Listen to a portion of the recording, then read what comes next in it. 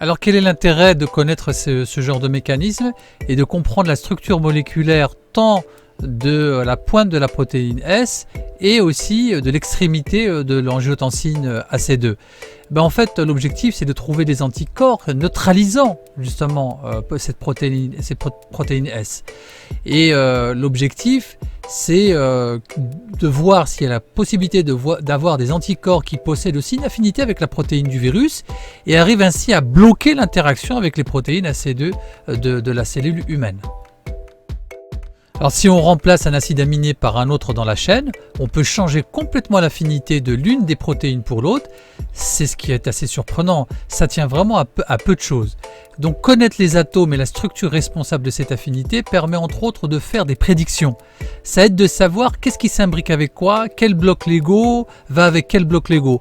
On peut regarder ce qui forme les sites actifs et se demander qu'est-ce qui pourrait utiliser pour entrer en compétition avec cette affinité. Et donc, comme je viens de le dire, on pourrait donc, par exemple, trouver des anticorps neutralisant la protéine S. Alors, ce n'est pas le propos ici pour parler en fait de vaccins ou d'autres, mais quelle est l'utilité en fait de cette biologie structurale au niveau atomique? Nous permettre de voir ce qui se passe au niveau donc atomique, comme on vient de le préciser, et de développer de petites molécules spécifiques qui viendront justement perturber cette surface justement de cette protéine spike. Le but donc c'est d'offrir donc une autre structure moléculaire qui aura donc une affinité avec la pointe justement de cette protéine spike. Donc on ne parlera pas ici de développement d'un vaccin parce que c'est une autre approche de mécanisme moléculaire, mais par contre on pourrait parler de nombre d'autres pistes de développement de potentiels médicaments antiviraux. Et là, ça vise à prévenir ou à réduire l'effet de l'infection du coronavirus et donc de diminuer la charge virale.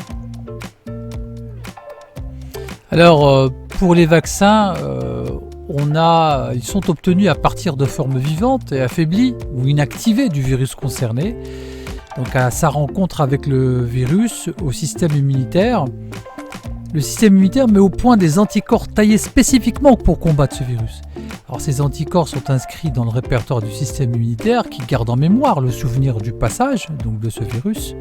Grâce à cette mémoire immunitaire, le système immunitaire reconnaît le virus s'il revient et peut le combattre avec des armes qu'il possède donc déjà. Seulement, la forme vivante peut parfois continuer à évoluer chez l'hôte. C'est toute la difficulté, récupérant une partie de sa virulence et infectant le receveur. Alors on a certains laboratoires qui, eux, ont creusé donc une piste innovante. On verra ça dans l'avenir, ce qu'on appelle les vaccins à ARN messager. Donc c'est la forme sous laquelle se présente l'information génétique du virus qui sert de mode d'emploi à la synthèse de toutes les protéines dont il a besoin pour survivre. Alors l'une de ces protéines, donc on connaît maintenant, la protéine S, Spike, lui permet d'infecter les cellules qu'il prend pour cible. Les scientifiques ont donc isolé la région du code ARN responsable de cette fabrication de cette protéine pour leur vaccin. Une fois injecté, l'ARN M, donc messager, est traité par les cellules immunitaires dans les ganglions lymphatiques qui peuvent elles-mêmes synthétiser la protéine S contre laquelle elles doivent apprendre à se défendre. Donc cet ARN messager est vraiment comme une molécule logicielle en biologie. Et le vaccin est donc comme un logiciel pour le corps qui fabrique les protéines S et donne les moyens justement au corps de pouvoir produire ces anticorps de façon très spécifique.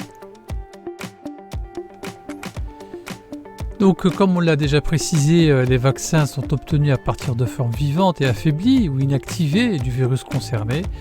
Donc à la rencontre du virus avec le système immunitaire met au point donc des anticorps taillés spécifiquement pour combattre le virus.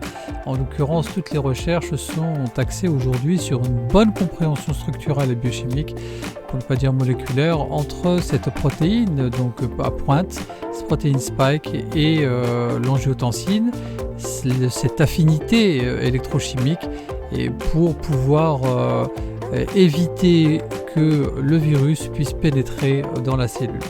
toute la recherche aujourd'hui est focalisée sur cette façon d'éviter l'entrée du virus dans la cellule. Alors par le biais, comme on l'a dit, ou de médicaments ou de vaccins.